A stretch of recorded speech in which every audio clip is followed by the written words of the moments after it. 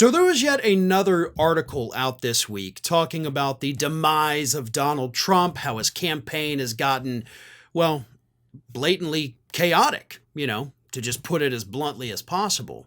And this time it came from The Bulwark. Writing for The Bulwark was AJ Stoddard. And she pointed out that Donald Trump's campaign is basically at this point in a death spiral because of how chaotic he has become, which of course becomes a self-perpetuating cycle and makes the campaign do even worse. But I do love what AJ Stoddard wrote here, so I want to read part of it because I agree with all of it. Starts off by saying, quote, if all this seems chaotic political, or if all this seems like chaotic political flailing, that's because it is. This is the final stage of the Trump campaign. Trump is making a disjointed play for base voters by railing against migrants. And in his delirium, he pines in all caps on Truth Social late at night for the voters who have shunned him. There is nothing more here. Trump's chaotic campaigning has now infected his entire party to the point where Republicans seemingly agree on nothing except the issue of border security. The death of the GOP started slowly, but it's happening more quickly this year. Republicans no longer champion the free market or free trade, the rule of law, the Constitution, entitlement reform, debt reduction, limited government, American exceptionalism and leadership on the world stage, personal responsibility, or protections for the unborn. Instead, they champion Trump. This is the Republican Party of 2024. Republicans nominated Trump a third time after his defeat and his attempted coup and dissolved what was left of the GOP. There is no consistent messaging. There is no consistent ideology.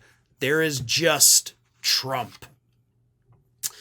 Now, the part of this that I do have an issue with is when she goes into the Republicans no longer champion all of those things I listed. And none of those, by the way, are policies. They're just concepts, right? Like free market, free trade, rule of law, Constitution, limited government, entitlement reform. Now, entitlement reform, of course, is let's cut the social safety net from people that they've been paying into their whole lives. That's the only policy she really mentions, and it's horrible. Like, that would devastate the U.S. economy, not to mention devastate families across the country.